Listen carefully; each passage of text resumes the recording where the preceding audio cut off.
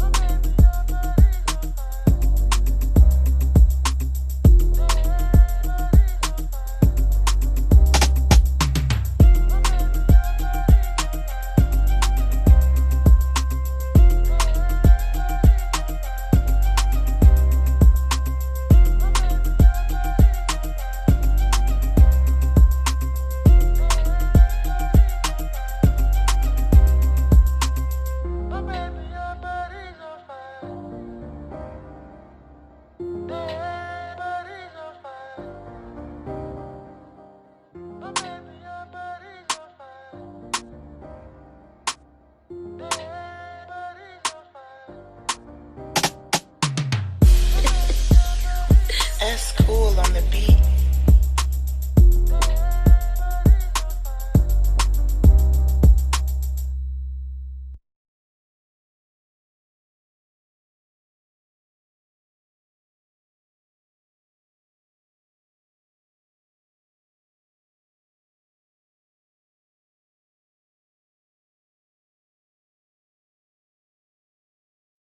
Okay, all right. Hello, everyone. Good evening. Yep, we are back and we're serious. Welcome, everyone. Good evening. I trust your day was good. Whew. I trust the weekend hasn't been as stressful as mine. Hope you've had time to rest, find something nice to eat, find a soft pillow to put behind you because tonight is going to be one of those nights where you definitely will feel good going to bed tonight. I promise you. All right. So, welcome everyone. Welcome to Data Lab Communities Workshop. Welcome to Project Series. This is an initiative of the community designed for us to learn by doing, sharing, and asking questions. All right. My name is Timothy, and I am very much excited to be the one to host tonight. Okay. All right, so just to be sure that where we're joining from network is good, you can just use the reaction button to let me know, indicates that you can hear me clearly. The network over there. Okay, I can see you. Thank you very much. Daniel, thank you. Oshegu, Alpha, thank you very much. Victor, I found out Peter. I'm working there. Oh, okay, she's around. Okay, all right, good. Okay, all right, awesome. So wherever we're joining from, I'm glad that the network isn't that bad. So we should be able to, hear ourselves and as well be comfortable to ask questions. Be free to leave a comment. You're free to use the chat as much as you want to. You're listening to something and you feel like you have something you want to say or something stood out for you, or at the point you stop seeing the screen, or you're not hearing, or you can't hear us anymore, just leave a message in the comments, or drop a message on the community, and as much as possible someone will be available to help you figure out that challenge. All right, so I want to hear from some of us. What are we looking forward to, and who are the people on the call? All right, so we're going to do a little bit of an introduction. We're going to pass the mic in a form of an introduction. So I'm going to start by calling out someone, and then whoever I call on, you're going to start by introducing yourself. Tell us your name, tell us where you're joining from, and tell us what's data like for you. What's been data analytics for you, or whatever your career is? What has it been like for you? Just leave us a comment about it. If you're just beginning, if you have no idea about it, but you're hoping to learn something from it tonight, or you're already a pro, maybe you have portfolios, you have projects that you've worked on, and you want to just, hear Amaka Inde talk to us about something interesting. You want to learn something from her session, or you just want to be here to, have a lovely evening, listen to data guys rap about something interesting. I mean, whatever it is, while you're here, you're just welcome. So we're going to start with an introduction. The introduction is to talk to us about yourselves. Tell us your name, tell us where you're joining from, and then leave a comment about what data has been like for you. If you're a data analyst, if you're a data scientist, if you're into machine learning, anything you're into, just leave us a comment. Okay. All right. So I'm going to start by calling the first person that joined in very early, in the person of Victor. Hey, Victor, what's up? How you doing?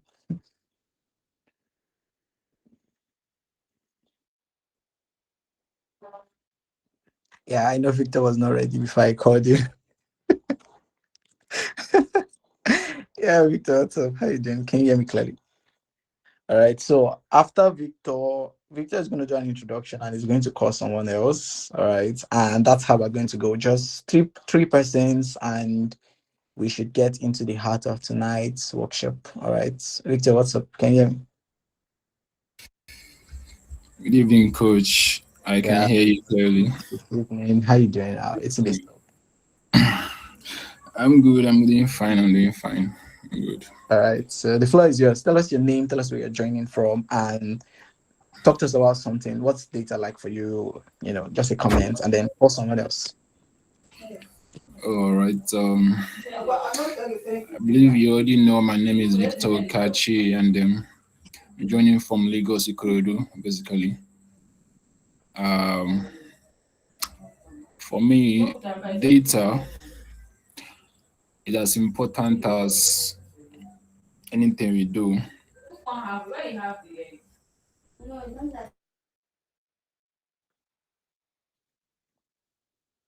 Yeah, Victor.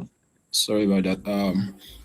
Yeah, to work with data So is what's data analytics for you? What's been this career for you? Has it been challenging? Has it been rewarding? Has it been exciting? What are you looking forward to in this session? okay. Uh, the career has been fun actually so far because, like I said earlier, I like to learn new things. So practically getting to you know acquire more knowledge is a fun thing for me. So far being able to pascalize my knowledge on these skills of data analysis is something I enjoy doing, I should say. So Okay. I won't say I've really had struggles because when something is natural for you, is a passion, you find your way Yeah. out, no matter how difficult it seems to be. So All right. I wouldn't really say it's a struggle, but I enjoy this. Some challenges come along, but we skate through. Not how it is. Mm.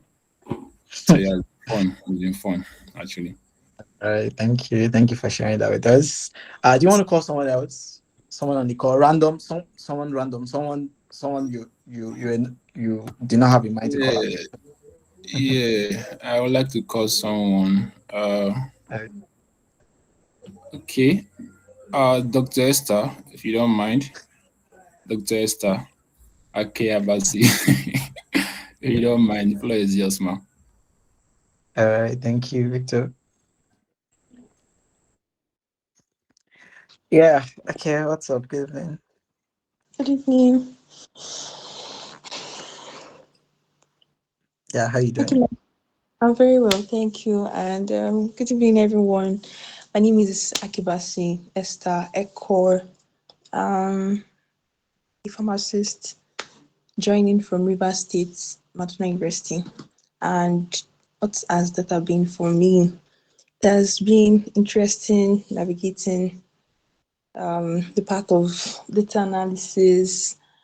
Currently on Python, and it's been interesting learning how to put myself out there, and so keep building, keep sowing, we keep learning. Yeah, so today I'm actually up for learning how to build portfolio outside learning what I've already learned on how to put my work out there on GitHub. So I'm engaging, I'm energetic on what we have now. So stay connected, guys. All right. Thank you. Hey, don't go. Don't go. Call someone else. Call someone else. Okay, I don't live Latifa. Latifa, she's not on this call. Arabo life, yes. Okay, thank you, Arabo. What's up? Good evening. How you doing? Yeah, the floor is yours. Hi, good evening, everyone. Hi, how you doing? I'm fine. Okay, so my name is Arabo Koje. I'm from Edo State, and I'm actually new.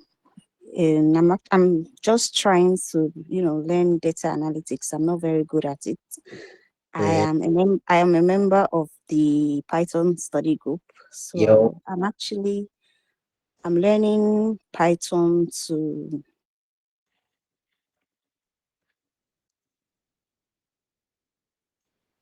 build my Yeah, right there. skills and to transition into a career in data analytics. And okay, I have my MSc in food and industrial microbiology skills that will support my future PhD research. Oh, sharp. So that's it for me. Thank you. All right. Do you want to call one more person before we get into the conversation? Just, just pick a Okay, soul. let me check. Um, ah, Peter. Oh, okay. Okay. All right. So there are two Peter. You have to be specific.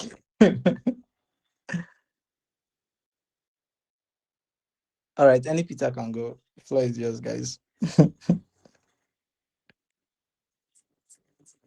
Oh, now there are three Peters. Okay, all right. There are three Peters in the chat on the call. There are three Peters on the call. So who wants to go The, first? Who's the going? Peter wearing a brown jacket and white inner shirt. Yes. Okay, all right. Yeah, Peter, what's up? How you doing?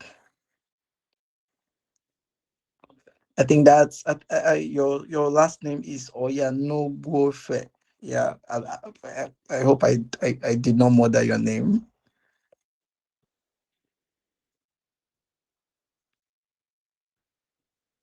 Okay, Peter, if you don't care, what's up?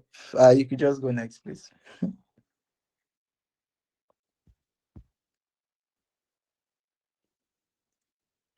Hey guys, are we there? Okay, all right. So I'm just gonna call the next Peter, which is Peter Damilola. Hi, Peter Damilola. Good evening. How you doing? Yeah, Damilola. Good evening. Can you hear me? Dami. But you called Peter. None of the Peter is responding to us. Okay, let me call somebody else. Okay. Who's Mustafa? Oh, okay. Mustafa, yes. I just All saw right. that name. I like that name. Mustafa Emmanuel, good evening, Alpha. Yeah, Emmanuel, is it? Yeah, good evening, sir. Yeah, Chief. Good. Um, How you doing? good- fine, sir. All right. So, Um, so just tell us your name, tell us where you're joining from, tell us something about the career and what you're looking forward to tonight. okay. My name is Mustafa Emmanuel. So, I'm a statistician studying in Futa. Oh, So, okay. Federal University of Technology, Akure. So, I'm currently in Ondo State, All right. Akure. Uh, actually most of my journey is always based on data. So, I'm just to learn more about building data portfolio, and also in the next maybe the next 1 year I'll be a kind of statistician, a full statistician. So I want to know more about data analysis and science and data science Oh, nice. actually. So Nice. that All right. yes, sir. Okay, thank you very much. All right, guys, good evening. Welcome, everyone. For those of us just joining in, this is Project Series Live Workshop. And tonight we have a guest in the house. Before I introduce her or before I bring her to the screen, I also want to welcome everyone that are just joining in us now. I think network is a bit of a challenge because I just noticed the three Peters that was called earlier left, and I think two is back. So I think it's the network. Yeah, I think it's the network. So at any point that you can't hear us or you cannot see the screen, please leave a message in the chat. Probably be the network. Okay. All right. So welcome to building a data portfolio. Yep. Welcome to building a data portfolio. I am so ready to listen to Omakande talk about portfolio building. I met Omakande a couple of years ago, if not 2 to 3 years ago, and back then the amount of work that she has done in data from the time that I've been tracking and monitoring her portfolio, her online presence till now has been amazing. Like I just admire so much of the work that she do and the kind of people she surrounds herself with. And that's why she's here tonight, okay, because I admire her work. And of course, who can talk about portfolio if not okay, she's actually amazing. She's very, very diligent and dedicated to details. And so it's a pleasure to have her tonight talk about building a portfolio. Let's do a little quick of an introduction to okay. So she's actually a Tableau consultant. And how many of us have used Tableau before? Let's know Tableau users in the house. Raise a finger, put a finger up if you're a Tableau user. You've used Tableau before, you've built a project, you've analyzed the data, you've connected the data to Tableau, you've installed Tableau, you've jammed the word Tableau by mistake. You get the website like you don't know Tableau. How many of you are familiar with Tableau? Oh, okay. All right. That means she's going to preach about Tableau tonight. Okay. All right. She's very passionate about Tableau, about helping people build a data skills in data visualization. I am really, really excited to have her tonight. One thing about her recognition has been around being a Tableau ambassador and helping people build these Tableau skills. I've not seen anybody that preach about Tableau like a Tableau ambassador. I don't know if it's Tableau strategy to spread the gospel of Tableau, but whoever came up with that strategy, that person is definitely smart. Like that person is too smart. Tableau has ambassadors, and the ambassadors are the people that are so passionate about this. Let's not talk because it looks like it's an invasion. When you see Tableau developers post their work, you start asking yourself like, what am I doing with my visualization skills? Like it's intimidating and it's exciting and it's very inspiring. Most times when I want to design a project, a dashboard, I most times go through some of these Tableau developers' profile. I'm like, oh, okay, all right, I see what you're doing. All right, and I go to Tableau Public and I see a lot of people's work and I get inspiration from it. And that's how amazing is Almost Kinde. All right, she is a two-time Tableau ambassador and a co-winner of the 2025 Michael W. Christian Community Leadership Bigs Award, right? That's actually amazing. You guys should look that up. look that up on Google, look that up on LinkedIn, look that up on X, you would discover that there is an award that is given to leaders, to individuals who shows outstanding skills in data visualization, and they have this creativity and a remarkable way of bringing out insights from data. And Omakande is that person. She's someone that has that creativity, and she's not just creative, she's also inspired by a community. She's a community person. All right. Most of our work are featured on weekly data firm blogs and Tableau Public. Like I said, Tableau Public is an environment, it's an open source platform where you get to see a lot of amazing Tableau projects, a lot of Tableau users and developers keep sharing their work. It's like a GitHub for Tableau. All right. That's Tableau Public. It's like a GitHub for Tableau.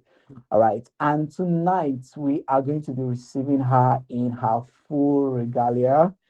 One thing about her is beyond just the data that people know her as, she enjoys seeing movies. I mean, who agrees? Movie has a way of calming your head down. Like movie has a lot of things to teach you beyond just, the moment, the time of relaxation and all. So if you're someone that is creative, if you're someone that is passionate about data, if you're someone that also is a community person, meaning you love learning from community, tonight's session is going to be that spark for you. All right. So just stay close to your jotter, get something that you're going to write with, because she's going to be talking about things that you probably have not heard it this way, or you're new to it, all right? Or you probably have heard it before, but tonight is going to be like a reminder for you. All right, ladies and gentlemen, with no further ado, help me welcome Amakinde. Hi, Kinde, what's up? How you doing? Hello, hello, hello. Good evening, Yeah, good. everyone. Thank you so much for the amazing welcome. Thank you, everyone. Hi. Okay, I think I'm going to move into Yeah, sharing my screen. I'm going to shut down my screen and walk away from this, stage. The floor is yours. Blow us away. Okay, thank you. How many minutes do I have? I'm not sure I asked because Yeah, we're here I don't want to to overshoot your time. we're here to 9:50.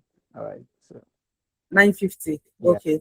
So it means I have like roughly 20 minutes to do some magic and the rest to take your questions. I'll try to do 15 minutes so we have enough time for questions. Mustafa is laughing. Okay. Yes. So I think the big question we want to ask ourselves today is how do we build a strong data portfolio?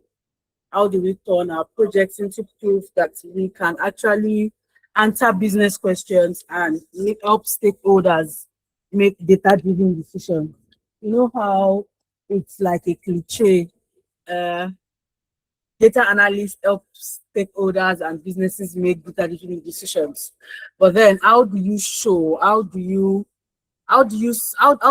your work speak for you, whether you're in the room or not? So Timothy already did a good work of introducing me. I co-lead the Lagos Stable User Group. Lagos Stable User Group completed 2 years in July, and it's amazing. Something that started from me just tweeting about Nigeria not being on the Tableau map to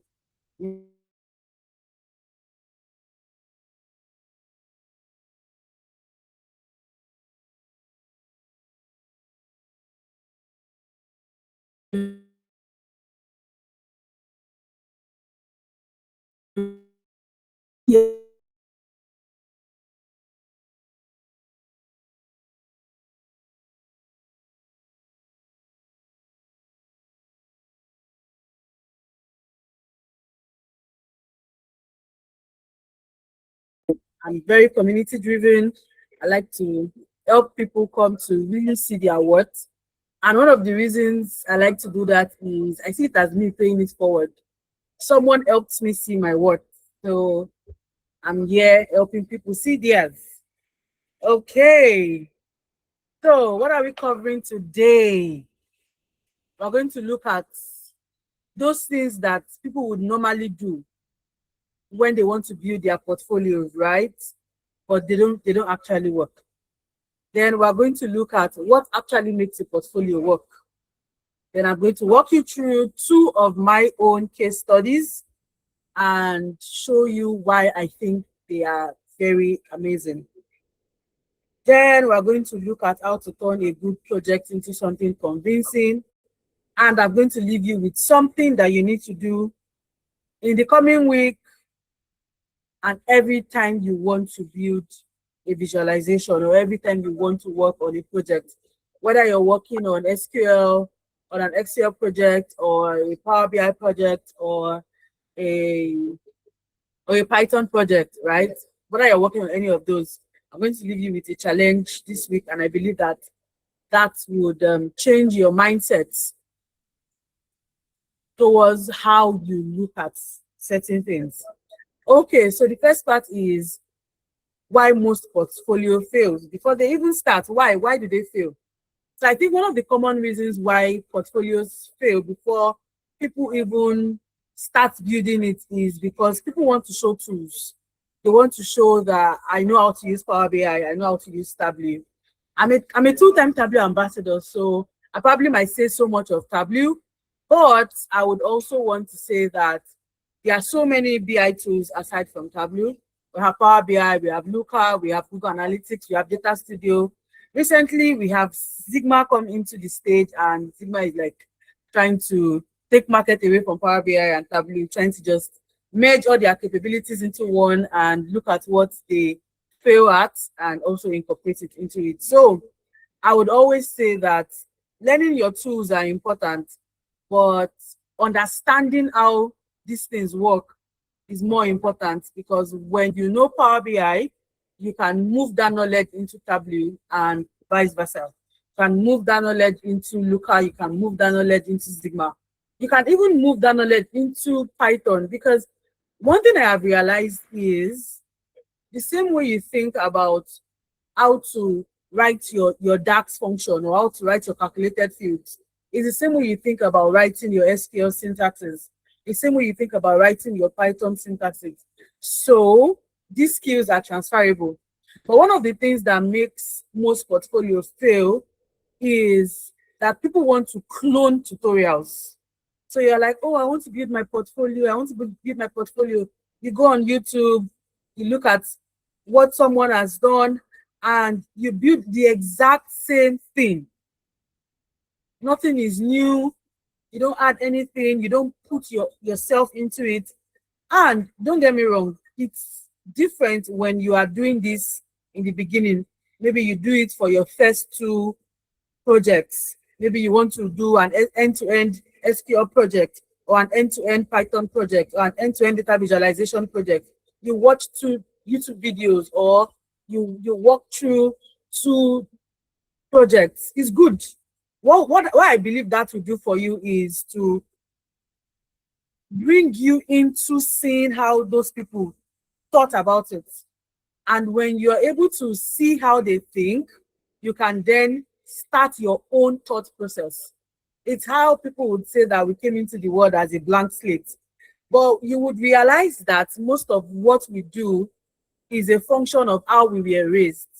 Because you saw templates, now you work with that template. That's how tutorials should be. Tutorials shouldn't be clones. You shouldn't have like 20 projects and they're all tutorial clones. You shouldn't fall into that. And that's one of the reasons why portfolio fails. Another thing again is often data sets. You just go to Kaggle, you go to Data World, or you go to Open Data. You just pick a data set because it was there. Oh, because you're looking for something to do and you said that data set, you just pick it without having any intention of what the data set should be, without having any thought about it. You just see it, you just pick it, and you're like, oh, what can we look at? Sum of revenue, okay. Discount, okay. What else? Maybe HR attrition. How many people are leaving? What's the male to female ratio? Just generic stuff. You do that. It doesn't show any uniqueness. It doesn't show us that you put your thoughts into it. It's just feeling like you're still doing something cloned. You're still in that You're still using your muscle memory. You're not putting yourself into the role of a data analyst to do the real work. Also, people want to showcase the things they used. For example, I learned how to use LODs. LOD expressions are used in Tableau. You have fixed LODs, include LODs, exclude LODs. And these are similar to, for the Power BI guys, these are similar to your context filter, your filter context, right? All of those row filter, your sum X, right? The LODs are similar to those kind of things. I know there's no direct correlation of LODs in Power BI, but when you think about your filter context, when you think about your sum X and all of those X guys, it kind of comes close a bit. So somebody comes up to say, oh, today I learned how to use the related function. Or, oh, today I learned how to use calculated fields in Tableau. Oh, today I learned how to use DAX in Power BI.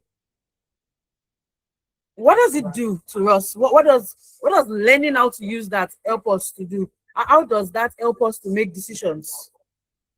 So instead of saying that I used LOD expressions, why not say something like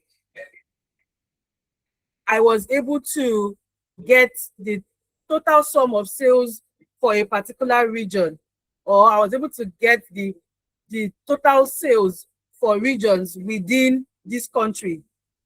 Because of this, we are able to see the regions who are doing well in terms of sales.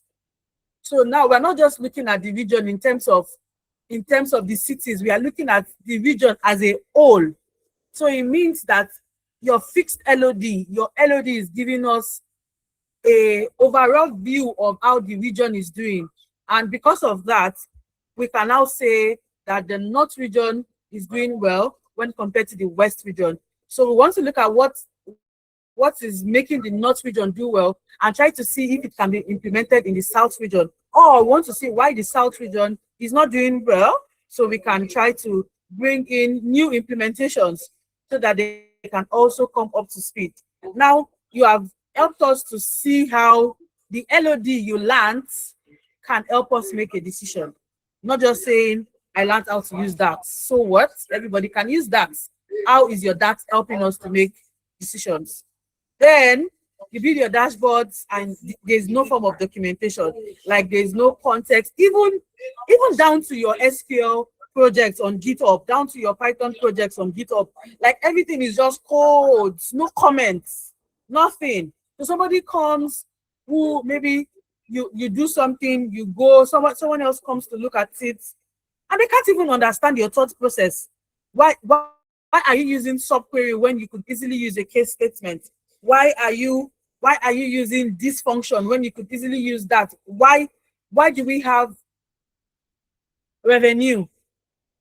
Recently, because I kind of work for consulting, so I've realized that sales in one industry is different from sales in another industry. So I'm working for a customer today, and I'm saying that, oh, your revenue, you guys are doing well in terms of revenue. And what I mean by you guys are doing well in terms of revenue is you're making sales. Then tomorrow, I'm working for a marketing industry, and I'm telling them that, oh, your revenue, you guys are doing well in revenue. I'm not talking sales at that point. I'm talking you guys are closing more deals. So you have more close won deals. In your pipeline, your close won is higher than your close lost. Yeah, because you can close a deal, but it can be lost or it can be won. Now, in this context, revenue means two different things to these people. Without adequate documentation, someone who is coming from the sales industry sees revenue and says, oh, they're making so much sales. Meanwhile, they are actually closing deals in their pipeline. So you can see documentation is very important. Adding context to your SQL statements, to your Python syntaxes, then it's just like we don't probably, I don't want to say what's coming to my head, but then it just look bad. Like it looks like the ordinary. We don't see a reason why we want to really sit in to read through some of the things you're doing and the why to which you're doing them. Another reason why documentation is important is even for yourself. There are times when I build something, I go away, I come back 6 months later and I'm like, what was I thinking when I did this?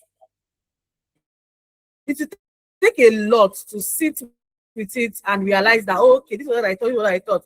Now that's me. Talk more of when I get to inherit these things from other people without proper documentation. That's going to be a lot of headache, right? So in the long run, a strong portfolio isn't a pile of projects, and that's the truth. You have 2 or 3 projects and they are very good. That's enough, right? You want to keep building on that. And one thing one of my managers back then would always say is ensure that the work you're doing now is better than the work you did before. So for every new work, make sure that there's an improvement to what you did before. Make sure that there's something new you're adding, right? Doing something very good, putting in some of these considerations is evidence that you can turn a business question into a decision, right? Your project should answer questions like what decision changed because this project existed? What is being influenced because of this SQL statement? What is being influenced because of this dashboard? If you can't name it, if you who built it can't name it, then the people viewing your work would also not see it, right? My mom sews, and my mom would always say that if she sees a mistake, it means that the owner of the clothes will see it. And funnily enough, that followed me into my career. When I'm doing something and I realize that something is wrong somewhere, I would always tell myself that as far as I realize that something is wrong somewhere, then someone else would also know that something is wrong somewhere. So if you're not able to say what your project can do or how your project can help the organization, then nobody would be able to see it except for people who have keen eyes into things, right? So that might not be an absolute, but I'll say most people won't be able to see it. Then what makes a project, what makes a portfolio, or what makes a project portfolio worthy? What makes what you're doing portfolio worthy? First thing is it answers real business questions.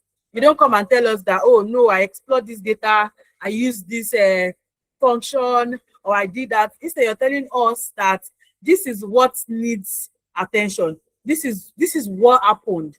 Based on the data from this, and this, I can forecast that this would happen, right? You're able to answer real business questions. 2, your sources should be believable, right? Real world data has gaps. It has quirks. Like you can't even believe it. Sometimes I hate cleaning real world data because especially when there are no proper data validations and you have to do data collection without data validation. Hey, I always like to be there at the beginning of that data collection process so I can think through every form of data validation that is necessary so as to ensure that the data coming in is as clean as possible. But real world data has gaps, it has quirks, and most times it's good to play with messy data that has believable sources, right? So your portfolio or your project should also be clear. It should have a clear so what. It should have a clear insight. It should have a clear, this is the insight you're getting. And the person looking at it shouldn't be left to say, maybe when I filter this, I should be able to see this. Let it be clear. What exactly do you want them to see? And this is where using contextual titles come into place. This is where using very good labels come into place. This is where using very good subtitles come into place, right? I'm going to show you guys, I'm going to show you guys 2 of my case studies, and if time permits, I'm going to walk you guys through maybe a few of some of my projects to just show you how adding context to your title can help stakeholders and viewers understand the so what, like, so what is this thing doing, right? Another thing is that your project should be able to enable decisions, right? People should be able to look at it and see what is wrong, what they should be doing, and how they should be doing it. And like I said, documentation, you should have a documentation that teaches, like somebody with zero knowledge about this thing should be able to walk into it, read the documentation and understand it without you being there. If you always have to be in the room, then the project is not worthy enough. Your project should be self-serviceable, right? So yes, the case study. And if you look at this particular case study on the right, the picture on the right, you'll notice that the title says regional sales breakdown. So with this already, you know that what you're looking at is a sales breakdown, but the regional sales breakdown. And you can see that you're currently viewing all. Now you can see that inside this visualization, I embedded my documentation. Easily, you can see who this visualization is meant for. It's meant for C-suite executives who want to understand performance across the region, within the industry they cater for. They want to see how the sales periods are trending, how they are doing in terms of categories, how they are doing in terms of shipping without having to dig so well, right? And I feel like this is a design choice worth stealing. You can see the how to read the dashboard. You can see the purpose of the filter. I don't know if I have to increase this to make it readable. Okay, you can see that hovering over the subcategory, the category or subcategory bar, we've used the top performing products within that group and helping you quickly identify star performance, right? Over or click to drill down into detail. This is already telling you what you should do.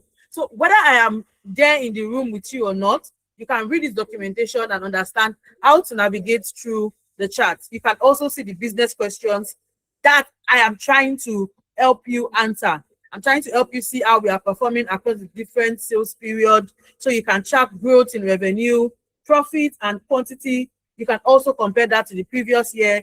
You can explore the performance across categories and subcategories. You can look at which of the shipping methods should be most utilized, which of them should be more efficient, or which of them are more efficient, which of them would customers prefer, right? You can also look at our strongest and weakest performing states and understand which areas need opportunities, which areas needs attention, right? You can also analyze the segments by performance and different groups. So this is just telling you everything that this dashboard is answering and everything that this dashboard is doing. Now look at this. This is dashboard in action.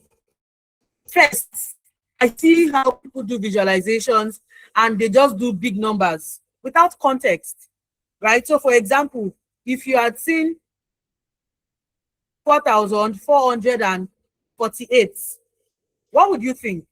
Maybe 4,448 people or 4,448 blah, blah, blah. No context, nothing.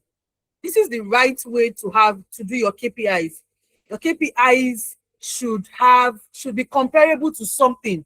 Don't just give us big numbers. Don't just give us big ass numbers, right? Don't give us the bands. So bands are big ass numbers, and your KPIs are key performance indicators.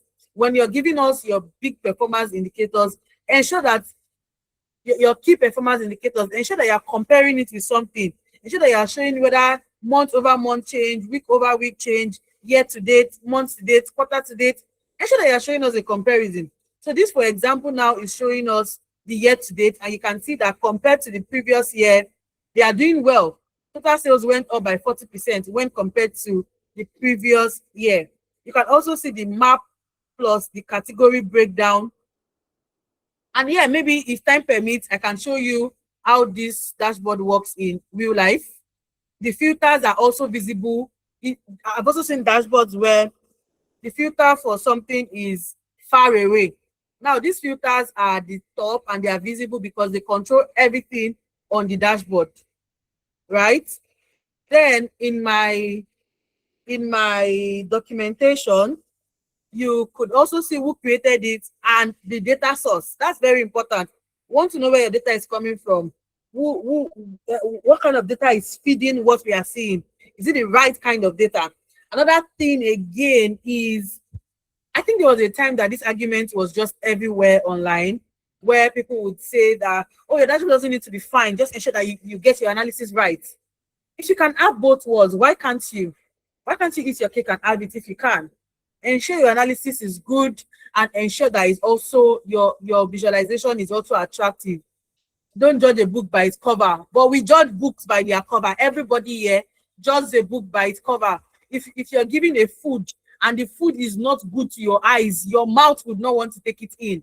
So the analysis should also be pleasing to the eyes, even as well as being accurate. You should have your accurate analysis. You should also have aesthetically pleasing analysis, right? Your eyes eats first, so make it good and make your analysis good also. This is another case study, and you can see that this dashboard is different from this one, arranged differently, but it follows the same principles, right? You can see the KPIs at the top. It's compared to, this one is compared to the previous month. So it means over here, I'm doing a month over month. And when I make this bigger, you can see that my total profit is even showing the discount applied. So it's saying that even though we are having this profit, this was the amount that if we added this amount to our profit, would have had more, but this amount was applied in discounts. And you can see the trend line. You can see how we are trending every day in the month for profit, right? You can also see that this is aesthetically pleasing, even while the analysis is accurate. Over here, we can move around, move from overview to product list to customers, and my documentation is inside the dashboard. Whenever I'm creating visualizations for stakeholders and the rest of them, I like to keep my visualization inside because I will not be there by 2 a.m. when the stakeholder wakes up at night and is wondering if they're making profit and he wants to check. I will not be there. I'll be sleeping on my bed with my head on my husband's chest. I will not be there. I want him to be able to understand what he is looking at.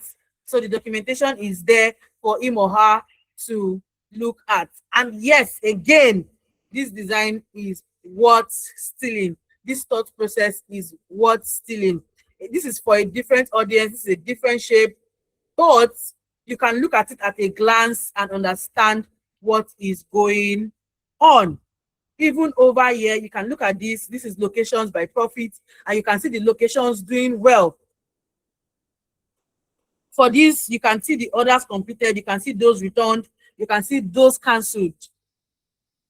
You can see the shipping order, the shipping products, you can see how they were shipped in terms of ESG, which ones were carbon neutral, which one was expedited, which ones were standard, and whether they were cancelled or they were returned or they were completed. At a glance, you can just have all of those things. So this is how my documentation looks like. It's telling you the purpose of this dashboard. It's telling you how to navigate through. It's telling you what each of these guys represents, each of these things on the pane here represents, and it's also telling you how to read the dashboard. Over here, I'm even defining what AOV means. I'm defining what COGS means, just in case the person looking at it doesn't really understand. I'm also saying red, what red means and what green is. And you'll be like, oh, red is always bad and green is always good.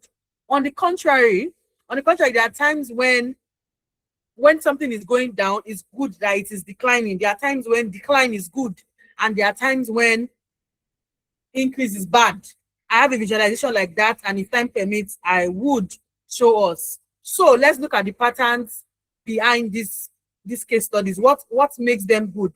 Even though this is designed for different audiences, but it follows the same kind of discipline, right? They both started by naming who is looking and why. It's telling you who needs this and why they need to look at this, what they can get from this, right? The documentation is also together with the dashboard. You have how to read this. It wasn't an afterthought. It's there inside the dashboard. So whether I'm in the room or not, the inside survives either ways, right? And every number has a direction. The number is not just a standalone. The number comes with comparisons. There's context to everything that you are seeing. Another thing again is, I would always say, depth over breadth, right? At whatever level you are in, you should always go deeper. Go deeper into what you're doing. Don't spread. People always want to spread. They want to bite this, bite that. While that is good, right? When you're starting out, you want to have maybe you want to do small of health analysis, you want to do small of supply chain, you want to do small of this or small of that. If you're starting out, it's good.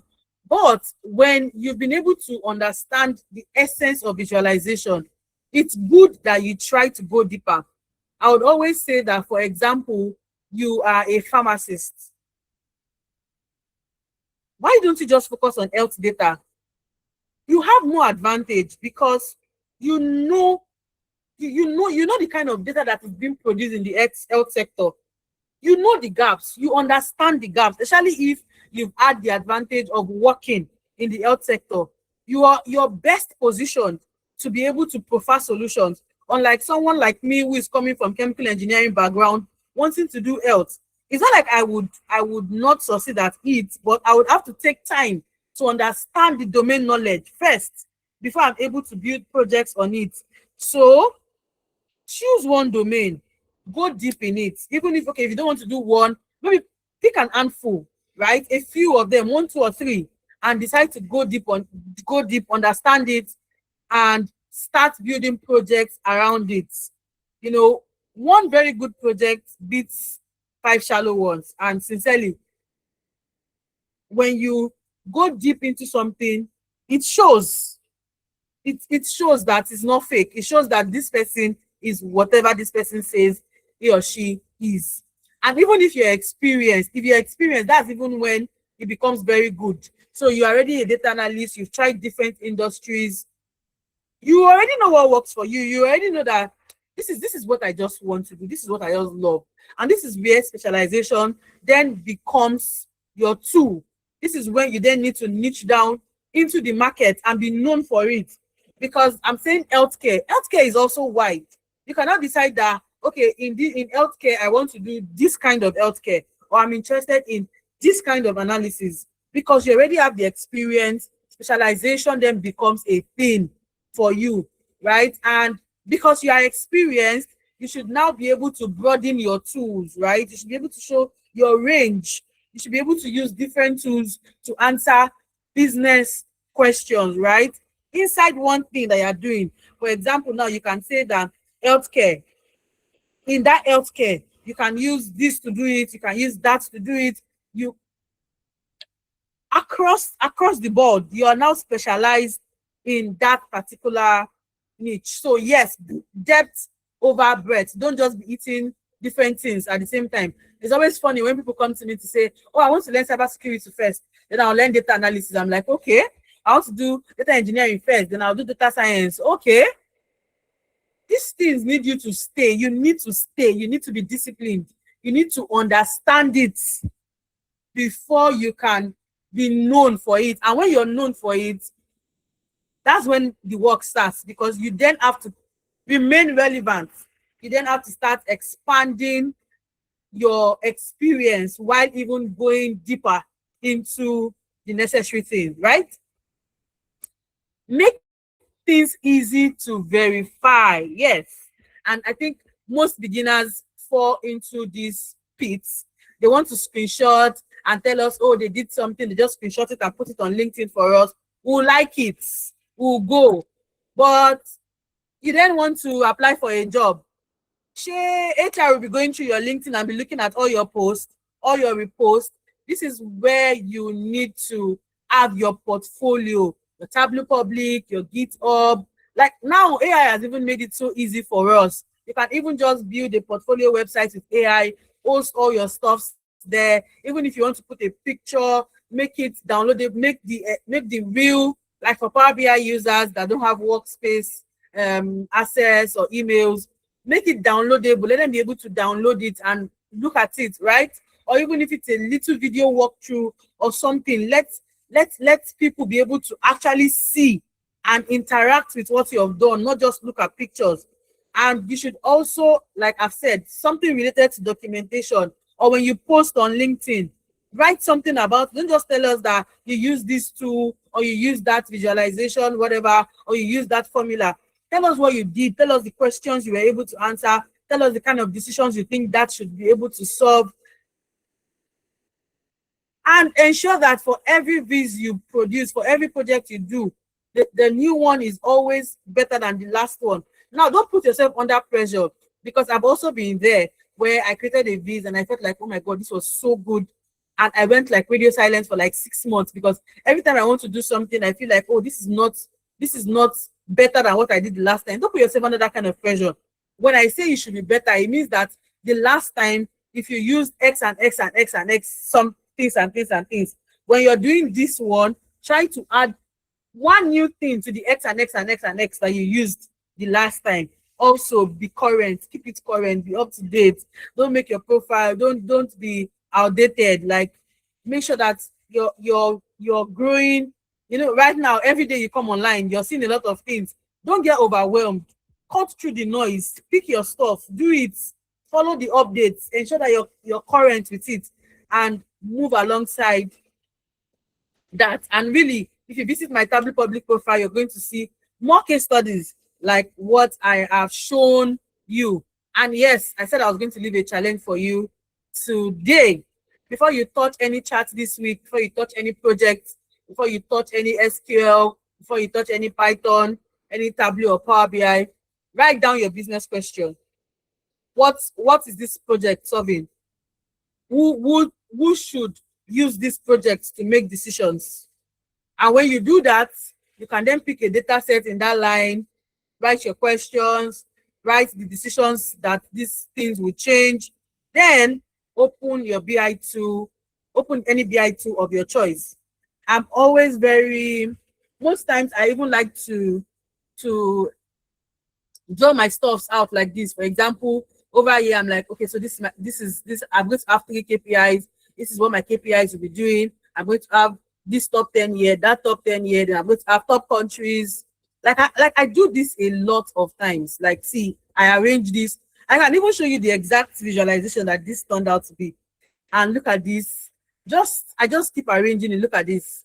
This is going to have KPI. You're going to have best team, worst team, the agent selected, and it can move from page 1 to page 2 to page 3. Just keep it paginated. That way, I sketch out my ideas. Some of these things I'm telling you, I'm not okay. So, like, I have a lot of them. A lot of them. Look at this one. State type, admission type, patients by specialty, patient by discharge mode, and I'm looking at it across the patient care, the doctors, the facilities, right? This is just me trying to like look for a kind of alignment. I sit down, I think through all of my stuff. These are like my templates. I do it on paper. I come here to Excali draw. I want to look at how it will look before I then go back to my BI tool and create something. So I think, yes, that's the end of my my PowerPoint slide. So you can connect with me on LinkedIn and on Twitter at Connector, LinkedIn at Omokendi Ayedeji. I don't know if I still have a little time to walk you through. Oh, time is up, just 4 minutes left. I'd love to walk you through my portfolio, but then let me just show you one.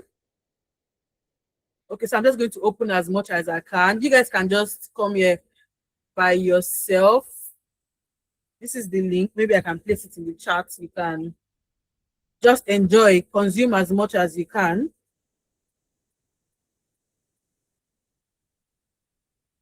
Okay, so I opened this because I want to show you that some things can decline and it is bad, and some things can go up and it is good. Then I'm also going to open this for the contextual stuff I spoke about.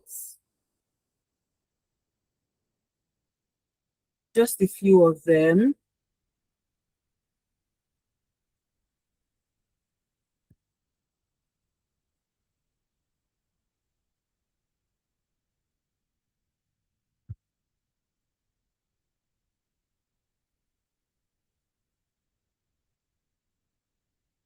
And yes, I didn't become this good overnight.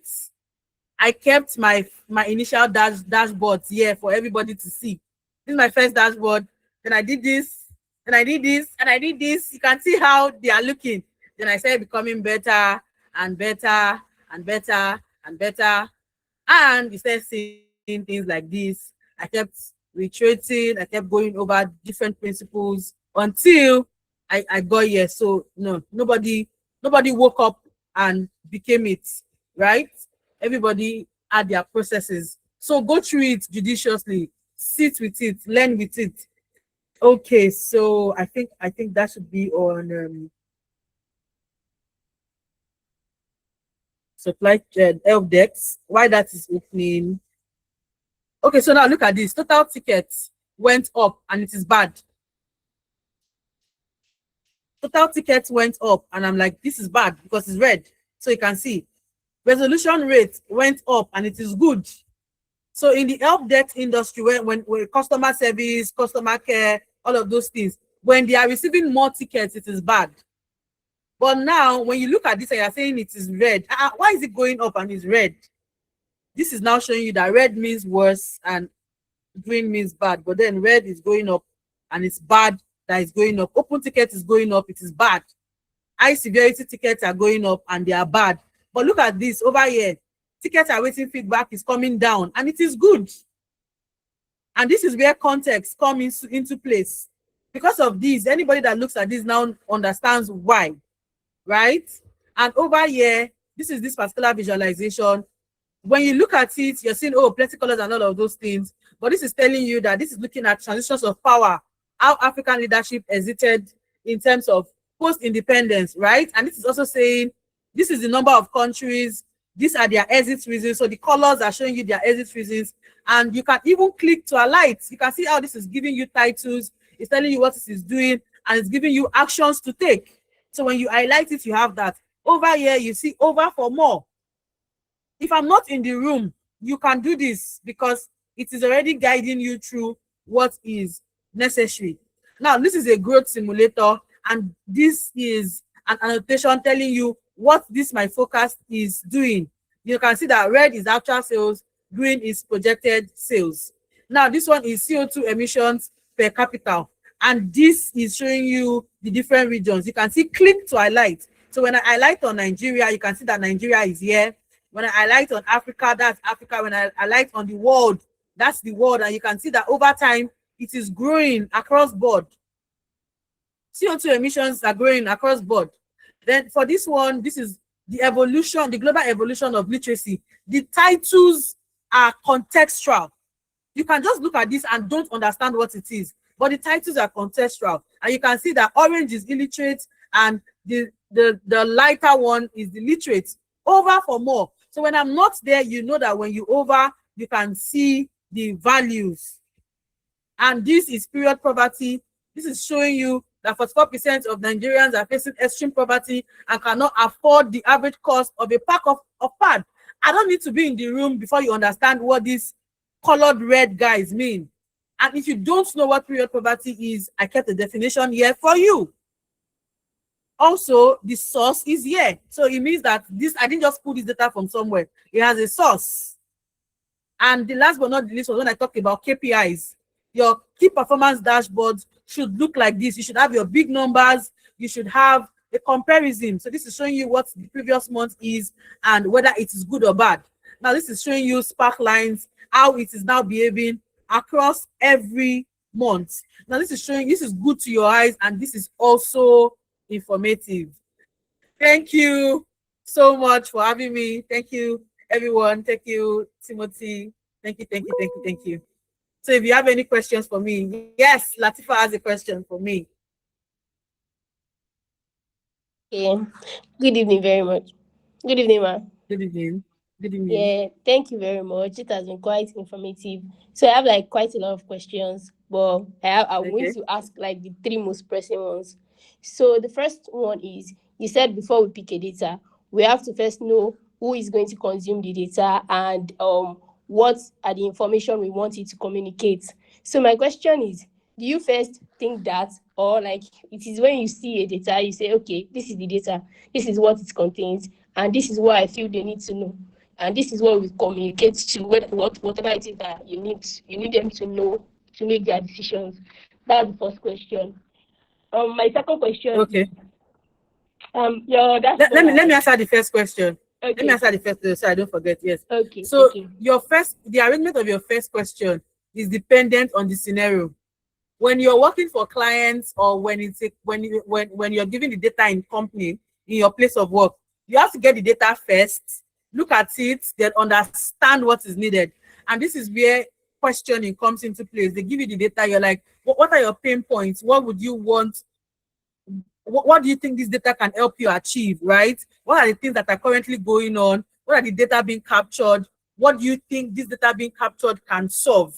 But if it is you working on the project by yourself, I think it is important that you have a picture of what you want, then you go in search of it. If not, you will just pick up anything along the way and you wouldn't even know where to start from. So it works differently in the two different scenarios.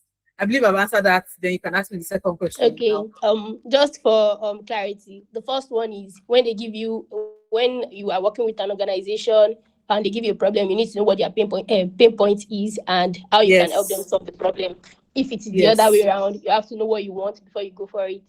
Thank you very much. Yes. So the second question You're is welcome. your dashboard are looking like really really nice. Like I was surprised when I was seeing different designs. So for people that have like color issues, like when they want to combine colors, they don't know which color is more it's better to use. What would you like advise them to do? Like, is there an app where they can actually like test the colors and everything? So that's the question. Second question, ma'am. Okay, I'm sharing my screen again just to show you that I also had color issues. Did you see this?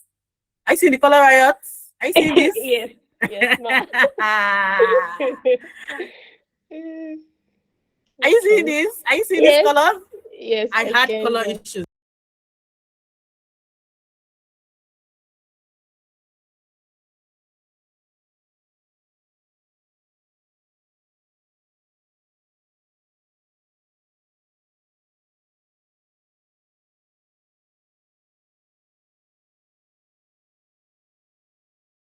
To tell me, she sent me a color wheel and started telling me about composite colors, how to use tetra colors, and all of those things. And I really took my time to learn about colors.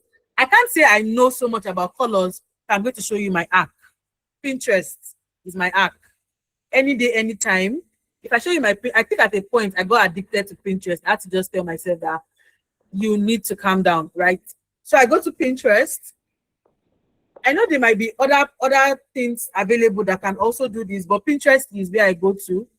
I'm currently not logged in, and I think coolers that work too. defeats the purpose. Do you hear what I said? I said I think No, what coolers did you work say? too. Coolers. Yeah, no, colors work, but I prefer Okay. Pinterest, and there's a reason why I prefer Pinterest. I'm signed in into this. Okay, so now look at this. I have a pin for data visualization design. Okay. I have a pin, a board for color palettes because I know that I Okay. have color issues. Now, this is what colors will not do for you. Colors will not give you colors that match. And you'll be surprised that one of the dashboards I showed you guys, which is this one.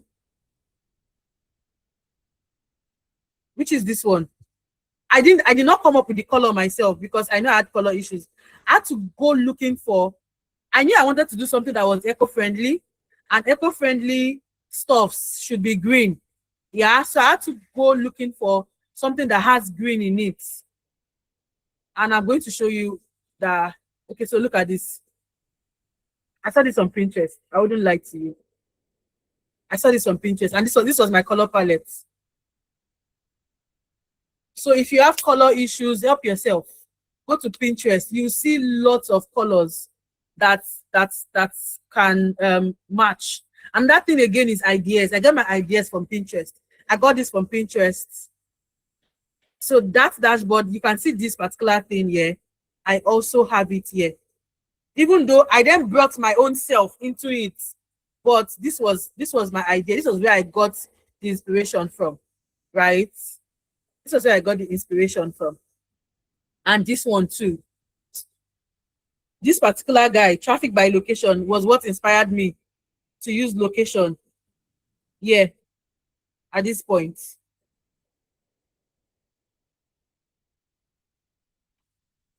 At this point. So Pinterest, really, Pinterest is my answer. Look at, 165 pins on color palettes alone, because I took my time to go through colors that I like and I would want to create my dashboards on, and it was just good like that. That was what helped me. I also do the same thing for fonts. Someone once asked me, Kenny, how do you know the fonts to use for stuffs? Pinterest. I have a board of fonts.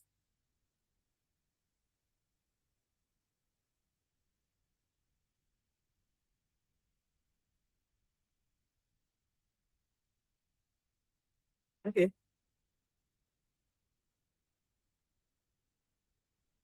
Look at these fonts.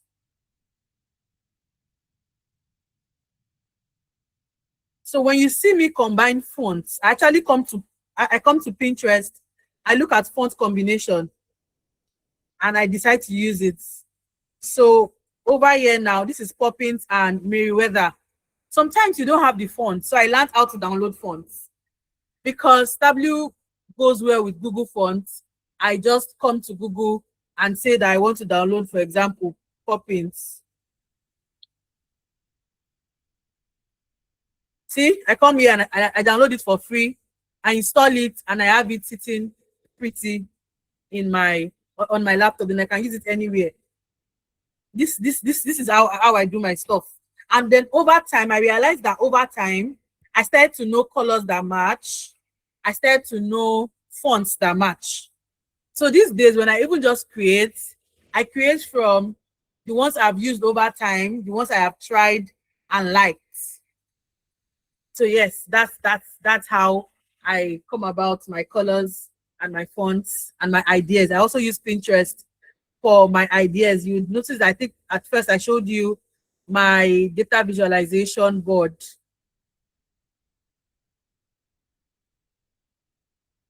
I think my data visualization board even has the most stuff. My Pinterest is not moving again. Well, I'm sure you guys saw it at first. So yeah. Yes, thank you very much. One last question. Thank you very Okay. much. So you you are what's the name of this thing? The ambassador of Tableau. sorry. Yeah. Yeah, Tableau ambassador. Thank you very much. So what's your take on Power BI? Because most companies, let's say most companies that have like Microsoft, that are paid to Microsoft, that subscribe to Microsoft, they use Power BI. So what's your take on it? You think that, because I think I've been to Tableau a few times and they used to have like this template where you see like different designs that people have done before. So like I don't think yes, Power that's BI, what Timothy was talking about. Yes, That's Tableau Public. Yes, so I don't know if so Power over BI here in has, Tableau Public. Okay, so I'm I not don't sure. know.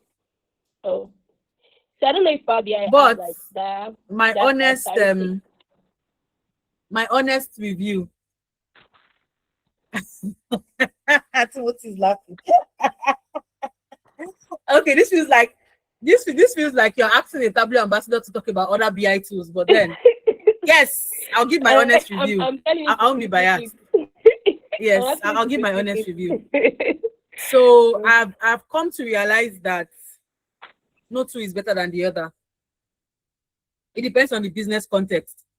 And the truth of the matter is, for people in Nigeria, I would say that be strong on your Power BI, because the African market for now is Microsoft driven.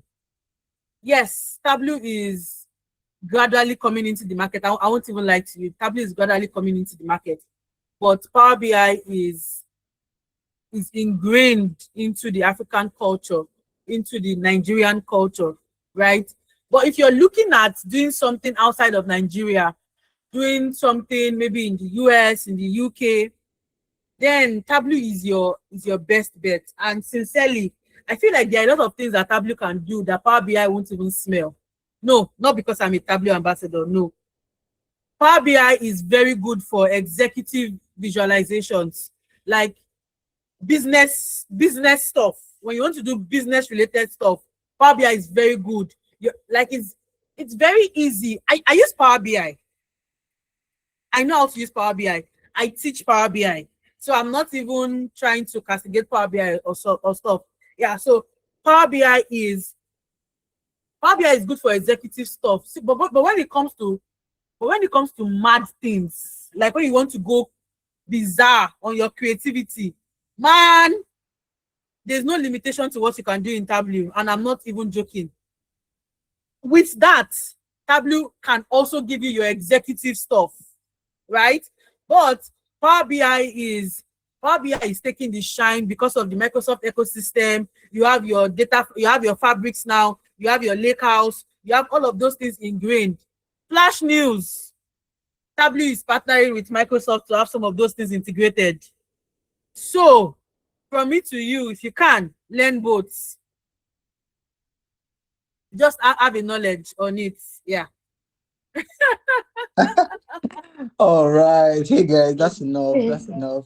We're time conscious. Some of us are family people, they just here because they have to stay to the end.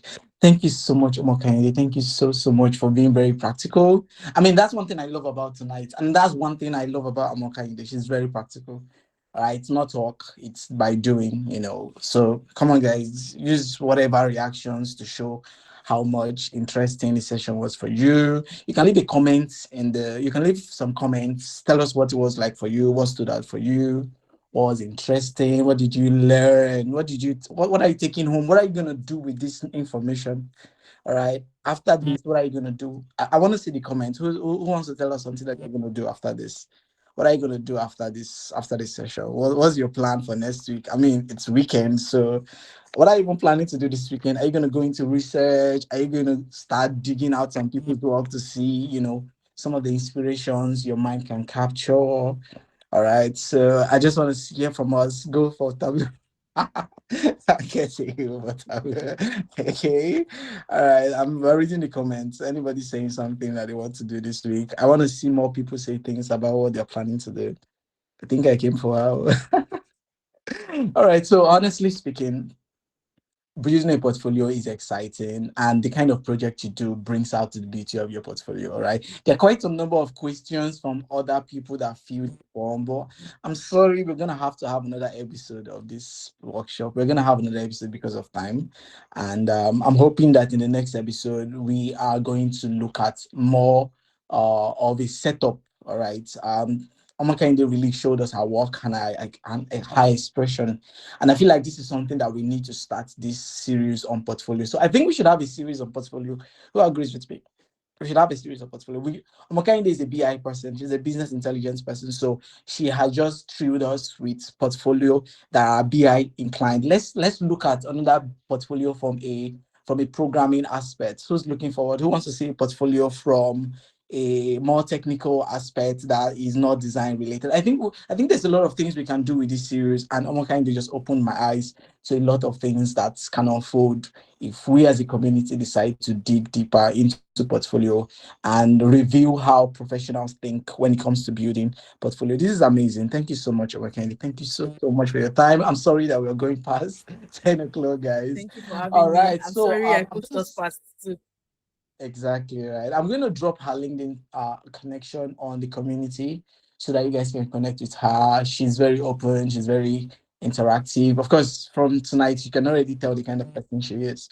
All right. So you can follow her up. You can send her a message and just be inspired by her work. Her profile alone is educative, and you're going to learn a lot from her from a distance. And if you decide to come closer to her, trust me, that's diamond. All right, guys. Thank you so much for creating the time to join. I hope tonight puts a smile on your face. Like I told you from the beginning, I hope you learned something that you're taking home with yourself and your whatever you're planning to do after this workshop. Just keep us all right, keep us posted. All right. If you need to talk to somebody that can actually review, I know we wanted to do that. We wanted to review other people's portfolio, but like I said, we're going to have another session. All right. So just because of time, we can't do so much tonight. All right, guys, have a lovely rest of your evening and a lovely rest of your day. Take good care of yourself and your loved ones too. There's so much going on out there in the data space, and one of the things that you can do is to start by learning from other people that are already ahead instead of burning out on tutorials and watching videos, and just learn from other people. And I think that's why we have a community. All right, listen to other people's opinion, learn from what they say, do a research on them, look at their work, and that's one of the best way to learn, on the shoulders of others. So that's all for tonight, guys. Thank you for joining in, and I look forward to seeing us in another episode. I can't tell you the dates now, but just like we did it in the community, we ran a poll and everybody said, more people said they wanted the portfolio over other data topics, and so we did it. All right. So we're gonna do another one on Monday, where I'm going to try to know which of the topic you guys are interested in on that portfolio. All right. And hopefully we should have a beautiful weekend like this by Saturday next week. Good night, guys. Have a lovely weekend. Thank you so much again, Omokende. Thank you so much. I'll come to your DM on LinkedIn so we can talk better. Thank you for having me. Thank you for having me. Thank you so All right, much. guys. Good night. Bye for now.